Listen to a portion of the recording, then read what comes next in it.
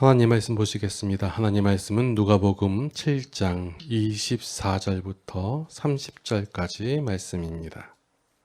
요한이 보낸 자가 떠난 후에 예수께서 무리에게 요한에 대하여 말씀하시되 너희가 무엇을 보려고 광야에 나갔더냐? 바람에 흔들리는 갈대냐?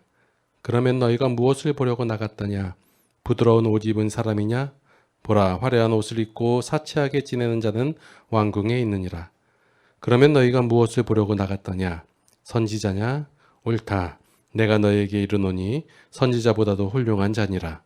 기록된 바 보라, 내가 내 사자를 내 앞에 보내노니 그가 내 앞에서 내 길을 준비하리라 한 것이 이 사람에 대한 말씀이라.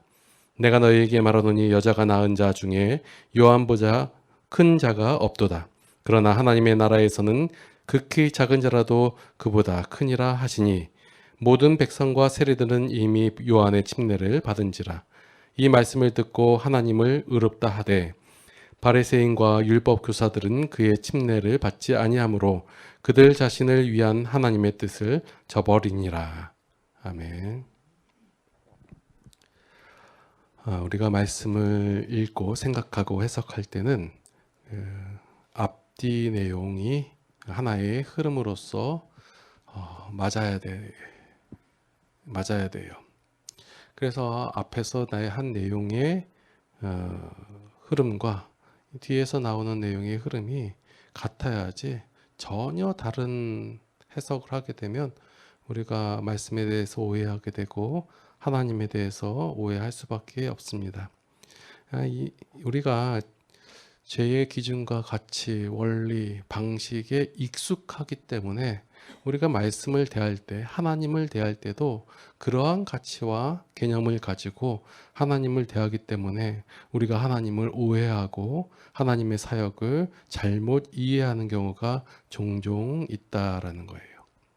자, 오늘 본문 말씀 보니까 지금까지 예수님께서는 그 예수님의 사역을 공개적으로 행하셨어요.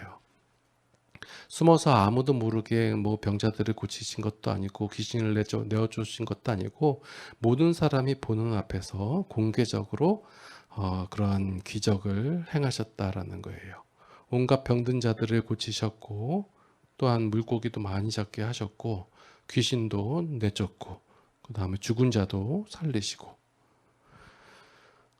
예수님의 이 사역은 어떤 그 당시의 그 주축이라고 할 수 있는 유대인 남자나 아니면 하나님 앞에 의로운 행동들을 한 덕을 쌓은 그런 사람들에게 행하신 것이 아니라 모든 사람들에게 이 그 사역을 행하셨다라는 거예요.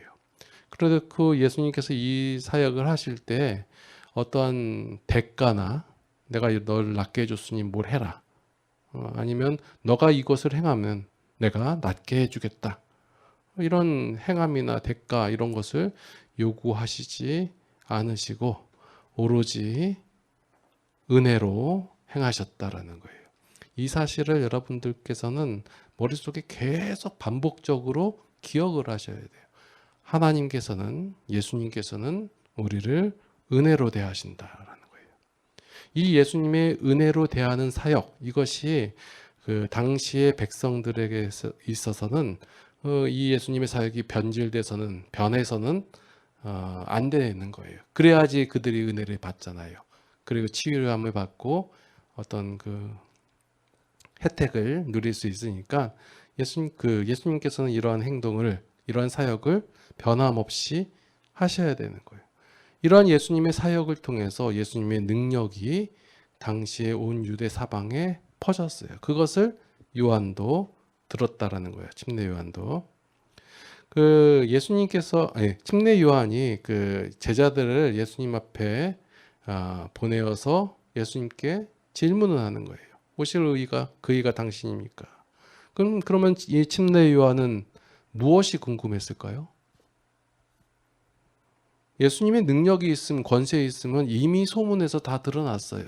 그럼 그게 궁금한 게 아니라 그러면 그게 궁금했으면 한번 또 다른 능력을 보여주십시오. 직접 보게끔. 당시에 뭐 요한이 감옥에 갇혀 있었었는데 아니면 요한을 그치 뭐 내게 해주든지 그런 능력을 보여주십시오. 능력이 궁금했다면. 근데 그것이 궁금한 것이 아니었어요. 침례 요한이 궁금했던 것은 예수님의 사역이 자기가 기대하고 고대하고 바라고 있던 그 메시아가 맞는지 그리스도가 맞는지 그게 궁금했던 거예요. 그런데 이 능력이 있고 권세가 있는 거 보면 메시아 같은데, 그런데 예수님께서 행하시는 그 사역의 내용을 살펴보면 자신이 알고 있던 메시아의 특성과 비슷하면서도 다르기 때문에 그 의문점이 생긴 거예요. 그 침례 요한이 갖고 있던 그 의문점 중에 한 가지는 바로 이 뭐냐면 은혜라는 거예요. 기독교에서 그 가장 근간으로 삼고 있고 기본으로 삼고 있는 것이 뭐냐면 이 은혜예요. 여러분들 우리가 믿고 있는 종교, 우리가 섬기고 있는 하나님에 대해서는 가장 바탕에 이 은혜라는 게 깔려 있어야지, 이 은혜를 우리가 잘못 알고 있으면 그 위에 세우는 것들이 다 잘못될 수밖에 없는 거예요. 이 은혜를 우리가 많이 오해를 하는데, 은혜를 받기 위한 어떠한 조건이나 자격을 요구해서도 안 되고, 이 은혜를 받은 이후에 이 은혜를 갚으라라고 말해서도 안 되는 거예요. 여러분도 예수님의 사역을 보십시오. 예수님께서 어떠한 자격과 요건이 갖춰진 자들에게 은혜를 베푸셨나요? 제가 계속해서 지금 누가복음을 말씀드리고 있잖아요. 예수님은 어떠한 자격을 요구하거나 아니면 어떤 그 행함이나 조건 이런 것을 요구하신 적이 없으세요. 그냥 은혜를 베푸세요. 그리고 나서 은혜를 베푸신 다음에 야 네가 이제 은혜를 받았으니까 이 은혜를 갚으면서 살아가라 이 얘기도 안 하세요. 언제 지난번 그 백부장 종 얘기만 하더라도 백부장이 종을 낫게 하기 위해서 어떤 조건이나 요구를 하셨나요? 안 하셨어요. 그리고 종을 낫게 하신 이후에 야 네가 이제 낫게 됐으니까 너는 개종을 해가지고 이제 기독교를 위해서 평생을 바쳐라 이런 얘기 안 하셨단 말이에요. 그런데 왜 우리는 자꾸 이 은혜를 이렇게 받아들여요? 은혜를 받기 위해서는 여러분들이 자세를 갖춰야 합니다. 어떤 업적을 쌓아야 합니다. 헌신을 하셔야 합니다. 이런 게 어디 있어요? 은혜 주시죠 그냥. 기독교는 요 바탕에서부터 시작을 하는 거예요. 그리고 은혜를 받았으면 갚아야 된다. 하나님은 우리에게 그런 것을 요구하신 적이 없으세요. 그리고 또 이 침례 요한이 예수님에 대해서 궁금했던 거, 오실 그이가 맞는지 안 맞는지 의심이 갔던 내용이 뭐냐면 바로 예수님의 사역의 효율성이에요. 당시에 침례 요한에게도 그 제자들이 있었어요. 지금 제자들을 보냈잖아요. 누가복음 5장 33절에 보면 그 요한의 제자는 자주 금식을 하면서 기도를 한다라고 했어요. 그리고 뒤에 나오는 이제 11장 1절에 보면 예수님의 제자들이 요한이 그 제자들에게 기도를 가르쳐 준 것처럼 우리에게도 기도를 가르쳐 주세요라고 부탁하는 장면이 나와요. 그러면 요한의 제자들 당시에 랍비라고 하는 그리고 지도자라고 할 수 있는 리더라고 할 수 있는 그러한 사람들은 제자들을 두었는데 어떤 사람을 두었을까요? 옛날이나 지금이나 어떤 지도자가 제자들을 뽑는다고 한다면 어떤 열정 있는 사람 아니면 자세가 되어 있는 사람 지혜가 있는 사람 이런 사람들을 뽑는단 말이에요. 지금도 우리가 그래요. 하나님의 사역을 하는 사람들 중에서 뽑으려고 하면 어떤 사람들을 뽑아요? 능력 있는 사람. 자, 유능한 사람하고 무능한 사람 있어요. 누굴 뽑나요? 유능한 사람 뽑잖아요. 그게 일반적인 세상의 원리예요. 그래야지 굴러가고 뭔가 이루어지니까. 지혜가 있는 사람, 지혜가 없는 사람 누굴 뽑아요? 지혜가 있는 사람 뽑죠. 멍청한 사람 뽑나요? 안 그래요. 부정한 사람 아니면 그 정한 사람 누굴 뽑나요? 정한 사람 뽑죠. 어떤 그 결적 사유가 없는 사람들. 이런 사람들을 뽑는 게 일반적인 거예요. 그게 왜 그래요? 그래야 효율적이니까. 교회에서 지도자급이라고 할 수 있는 목사나 장로나 아니면 권사 누굴 뽑아요? 이런 결격 사유가 없는 사람, 힘이 있는 사람, 능력이 되는 사람, 유능한 사람 이런 사람들 뽑잖아요. 왜요? 그래야 교회가 잘 굴러가고 효율적이니까. 또 막상 그래 보면 그게 맞는 것 같고요. 그런데 예수님은 그렇게 행하지 않으셨다라는 거예요. 예수님은 그렇게 안 하셨는데 왜 우리는 그렇게 해요? 서로 기준이 다르고 가치가 다르고 대하는 방식이 다르기 때문에 그래요. 침례 요한도 이 효율적으로 생각했을 때 예수님께서 이러한 사역을 한다는 것은 전혀 효율적이지가 않았어요. 그렇기 때문에 그 의구심 때문에 오실 그이가 맞습니까? 라고 물어보는 거예요. 아니면 좀 모자란 사람들을 세웠어요. 그럼 어떻게 해야 돼요? 훈련하고 가르쳐야 되는 것이 효율적이지 않아요? 그래서 요한도 그 제자들을 그 종교적인 일환으로서 어떤 금식을 시키고 기도를 시키고 그런 거예요. 그런 걸 가르쳤어요. 그게 모든 지도자들이 제자를 세우고 그를 초종하는 사람들을 세우는 데 있어서 당연한 방식이었다라는 거예요. 근데 예수님은 그렇게 행하지 않으셨다라예요. 이러한 예수님의 행하심을 보니까 침례 요한이 예수님에 대한 능력에 대한 소문도 들었지만 그 능력으로 하시는 일을 보니까 의심이 되는 거예요. 이 예수님께서 행하시는 이 놀라운 기적들, 이적들 이것을 보기만 하면 하나님께서 보내신 이가 맞는데 이 일을 행하시는 그 것을 보니까 비효율적으로 일하신단 말이에요. 뽑으려면 어부를 뽑는 게 아니라 당시에 관원을 뽑아야죠. 제사장들을 뽑고 서기관들을 뽑아야죠. 세리를 뽑는 게 아니라. 오늘날의 목회자들 그리고 성도들이 놓치고 있는 가장 핵심적인 것이 무엇이냐면 바로 기독교는 하나님께서 일하시는 종교다라는 사실을 놓치고 있다는 거예요. 안 믿겨져요. 하나님께서 일하신다라고 겉으로는 얘기하면서 제가 설교들을 좀 다는 아니지만 조금 살펴보면 다 하나님께서 하십니다. 하나님의 은혜로 되어집니다. 얘기하면서 실제적인 내용은 하나님이 세운 사람이 해야 합니다. 하나님께서 능력을 주신 그 사람이 그 능력을 발휘해야 합니다. 이렇게 얘기하고 있어요. 하나님께서 일하시는 종교예요. 왜 일하세요? 하나님께서 우리를 위해서 일하시는 종교가 기독교다라는 거예요. 인간을 선발해가지고 훈련시켜가지고 그렇게 해가지고 하나님의 일을 하게 하는 종교가 아니다라는 거예요. 근데 마치 그런 줄 알아요. 왜요? 우리가 그러한 생각과 가치와 기준으로 삶을 살아가고 있기 때문에 그렇다라는 거예요. 그러나 하나님은 아니다예요. 이 싸움이에요. 그 신앙생활은. 하나님께서 말씀하시는 내용과 우리가 기준으로 갖고 있고 알고 있는 내용과의 싸움이에요. 이 싸움에서 우리가 하나님의 것을 인정하지 않으면 결단코 우리가 갖고 있는 것을 내려놓지 않아요. 이게 바로 신앙이에요. 예수님께서 행하시는 사역은 세상의 일반적인 방식과 다르게 행하시는 거예요. 인재를 뽑지 않으시고 훈련시키지 않으시고 사역을 맡기시지 않으세요. 우리가 복음서를 살펴보면서 예수님께서 뽑으실 때 어떤 인재를 골라서 어떤 사람 다 여기다 의미를 부여하려고 뭐 마가를 세운 이유, 뭐 베드로를 세운 이유, 막 베드로는 열정적이고 진취적이고 막 이런 거를 다 갖다 붙이려고 해요. 왜요? 내가 알고 있는 가치에 맞추기, 하나님의 가치를 맞추게 하기 위해서. 또 그래 보여야지 좀 있어 보이고 성도들로 하여금 뭔가 일하게 하려고 하니까. 근데 성경은 그렇게 얘기하지 않아요. 훈련시키지 아니하시고 사역을 맡기시지 않으셨어요.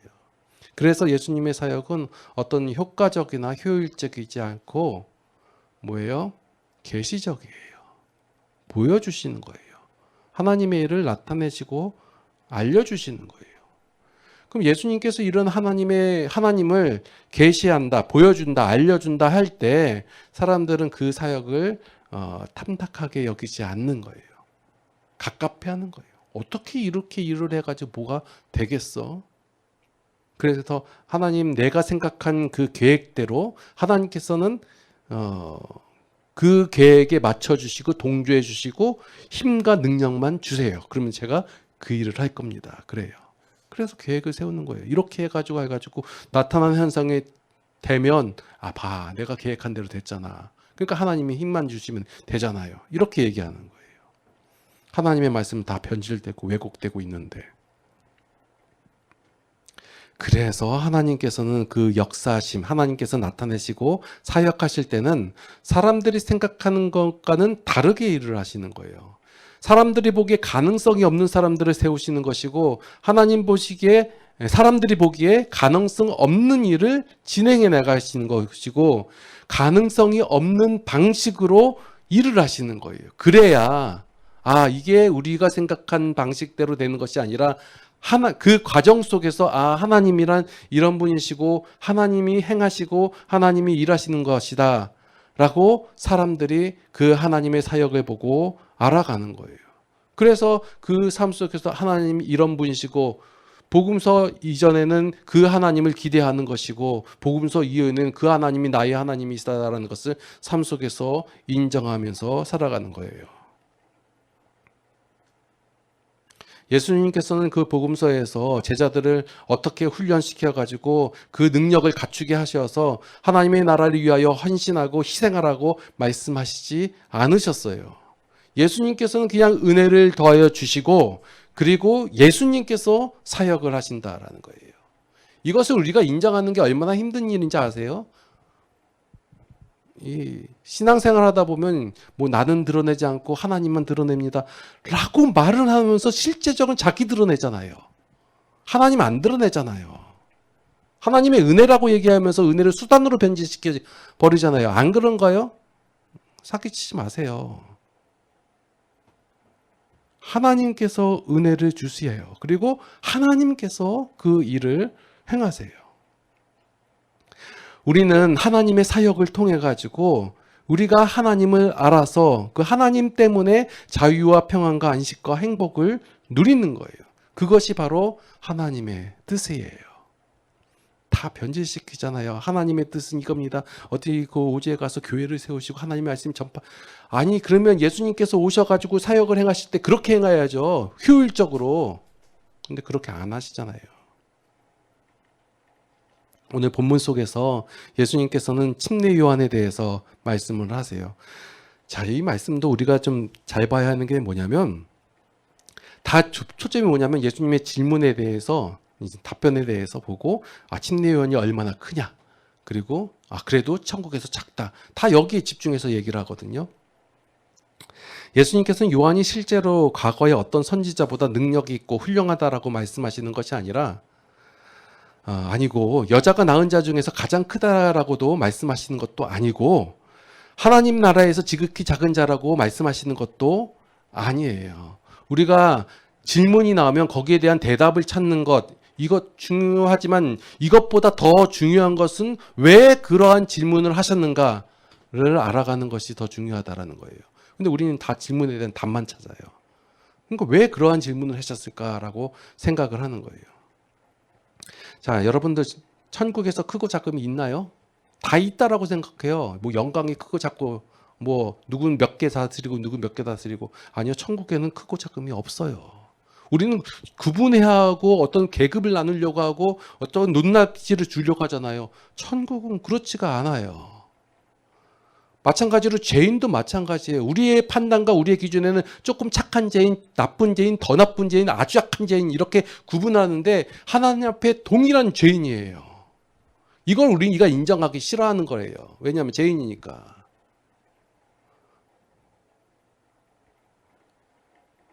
죄인은 동일한 죄이에요. 하나님 앞에 죽은 죄인이라는 것을 우리가 고백하길 싫어해요.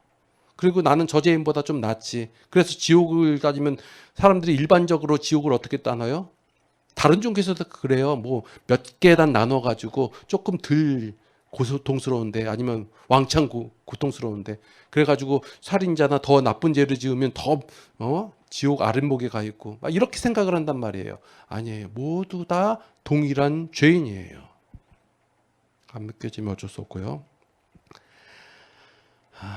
전혀 다른 차원을 예수님께서는 말씀하고 계시는데, 뭐 우리가 또 이 말씀 속에서 예수님께서 갑자기 침례 요한이 크다, 뭐 천국에서는 작다, 뭐 이렇게 말씀하시겠냐고요. 우리가 성도가 되어질 때 어떤 뭐 단계별로 되어졌나요? 아니에요. 하나님의 은혜로 됐잖아요.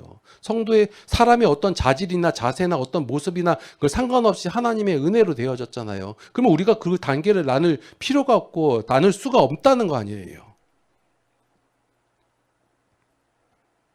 하나님께서 우리에게 어떤 사람이 크다, 높다, 우수하다, 뛰어나다, 대단하다 이렇게 비교적인 평가를 내리신 적이 없어요.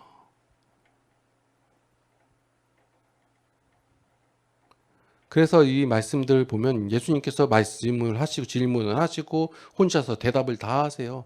너희가 광야에 나갔다. 왜 나갔냐? 흔들리는 갈대 보러 나갔냐? 아니다.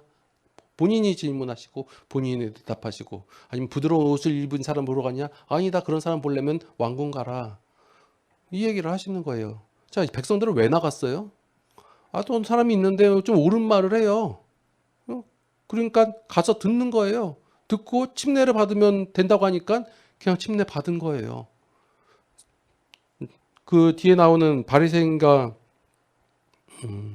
율법교사들은 왜 침례를 안 받았어요? 받을 필요가 없으니까요. 왜요?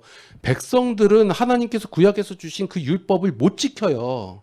그들의 능력이 안 돼요. 그걸 지키면 의롭다 하심을 입는다는 사실을 그들이 알고 있었어요. 그런데 안 되니까 다른 방법 제시하니까 그 방법이 쉬우니까 따라가서 그냥 침례 받는 거예요. 근데 율법 교사들하고 바리새인들은 왜 안 받아요? 자신들은 그 율법을 지키고 있고 그 율법으로 인하여 의롭다 함을 입은 사람들이기 때문에 못하러 침례를 받냐 이거예요. 그러니까 이 예수님께서 말씀하신 내용 듣고 백성들하고 그 율법교사 바리새인들은 다 황당한 거예요. 내가 의롭다 행하지도 않았는데 예수님께서는 의롭다라고 얘기하고, 의로운 방식을 따라 그 법도대로 행하던 우리 바리새인과 성경 율법교사들에게는 하나님의 뜻을 저버렸다라는 이런 평가를 하니까 다 황당하다라는 거예요. 예수님의 지금 의도가 뭐예요? 지금 이 사람들을 향한 그 사람들의 기준과 가치와 평가가 그런 것은 다른 얘기를 하시는 거예요. 우리가 갖고 있는 생각과 기준과 가치, 이런 개념으로서는 이 하나님의 은혜를 제한하고 그리고 사람들을 차별할 수밖에 없는 거예요. 세상에서 차별을 하니까 차별하고, 거기서 좀 약하고 도태된 사람들이 종교에 들어와 가지고 또 거기서 차별을 하고, 그리고 나서 기독교는 다른 종교와 별다를 게 없다더라라고 얘기한다는 거예요. 그걸 계속해서 예수님께서는 말씀을 통하여 사역을 통하여 알려주고 보여주고 계시는 거예요. 예수님께서는 이러한 생각과 기준과 가치를 갖고 있는 우리들에게 하나님의 기준이 무엇이며 하나님의 가치가 무엇이며 하나님의 원리가 무엇인지를 보여주시고 알려주시고, 또한 우리를 의롭다고 여겨주시는 거예요. 그 의의 기준이 누구한테 있어요? 그 의의 기준과 조건이 우리에게 아니면 우리의 행함에 있는 것이 아니라 하나님께 있는 거예요. 그리고 나서 그 하나님이 우리를 합당하다고 여겨주시는 거예요. 그러한 말씀, 그래서 이 계시의 말씀이에요. 선포하는 말씀이에요. 내가 너희를 구원하여 하나님의 자녀로 삼아 은혜와 복을 넘치도록 부어주마 라고 선언하시는 거예요. 바로 이것이 성경을 통하여, 예수님의 사역을 통하여 우리에게 주시는 하나님의 선포라는 거예요. 우리는 그 선포된 말씀을 가지고 붙잡고 삶 속에서 하나님으로 인하여 기쁨의 삶을 누리시면 되는 거예요. 기도하시겠습니다. 하나님 은혜에 참으로 감사를 드립니다. 우리의 어떤 행함과 헌신이나 이런 거하고 상관없이 무조건적인 은혜를 더하여 주신 그 하나님의 사랑에 다시 한번 감사를 드립니다. 우리는 아직도 죄인의 기준과 가치로서 삶을 살아갑니다. 그래서 하나님의 은혜를 인정하지 않을 때가 많이 있습니다. 이러한 저희들을 불쌍히 여기시고 긍휼히 여겨 주시옵소서. 하나님의 은혜를 날마다 깨닫게 하여 주시옵고, 그 하나님의 은혜를 날마다 감격하면서 하나님을 인정하는 그러한 삶을 살아가게 하여 주시옵소서. 이제는 우리 주 예수 그리스도의 무한하신 은혜와 하나님 아버지의 극진하신 사랑하심과 성령님의 감화감동 교통인도 보호 역사하심이 이제 하나님을 날마다의 삶 속에서 인정하며 살아가기를 원하는 모든 성도들 머리 위에 이제로부터 영원토록 함께 하시옵기를 간절히 축원합나이다. 아멘.